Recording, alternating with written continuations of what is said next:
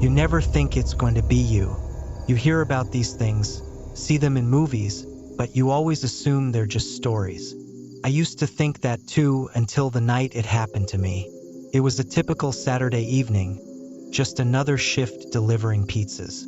The orders were steady, nothing unusual. Then, around 9:30 p.m., an order came in for a large pepperoni pizza. The address was in a neighborhood on the outskirts of town, one of those places where the houses are far apart and the streets aren't well lit. When I pulled up to the house, something felt off. The place was a bit run down, with overgrown weeds in the yard and a broken porch light. But I shrugged it off. Not everyone keeps up with their house. I grabbed the pizza, got out of the car, and walked up to the front door. As I approached, I noticed the door was slightly ajar. I knocked, but there was no answer. I called out, "Pizza delivery." Still nothing. I was about to turn around and leave when I heard a faint voice from inside say, "Come in." Now, I know the rules. Never go inside a customer's house. But something about the voice, it sounded weak, like someone who was hurt, made me hesitate. Against my better judgment, I stepped inside. The house was dark, with only a dim light coming from somewhere down the hallway.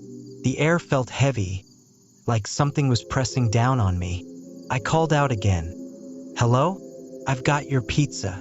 There was no response, just a low, almost inaudible rustling sound coming from the back of the house.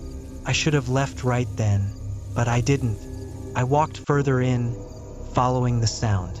When I reached the end of the hallway, I saw a door slightly open, with light spilling out into the darkened corridor. My heart was pounding in my chest, but I pushed the door open. What I saw made my blood run cold. In the middle of the room was a man, sitting in a chair, his head slumped forward. The room was small, with just a single table and chair, and the smell was overwhelming, like something had died in there. I called out to the man, but he didn't move. I took a step closer, and that's when I noticed the blood. It was everywhere, on the floor, the walls, even on the ceiling. The man's shirt was soaked in it. Panicking, I backed out of the room and turned to run, but I tripped over something heavy. I looked down and saw another body, lying face down on the floor. This one was a woman, her hair matted with blood. I was in full-blown panic mode now.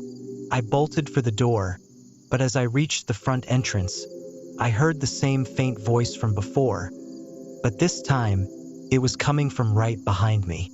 "Don't leave." I froze. I didn't dare turn around. I could feel something or someone standing just inches from me. The hairs on the back of my neck stood on end. I flung the door open and ran to my car, not daring to look back. I peeled out of the driveway and drove straight to the police station. They took my statement, but when they went to the house, they found nothing. No bodies, no blood, nothing. The house was empty, abandoned, like no one had lived there for years. To this day, I don't know what happened that night.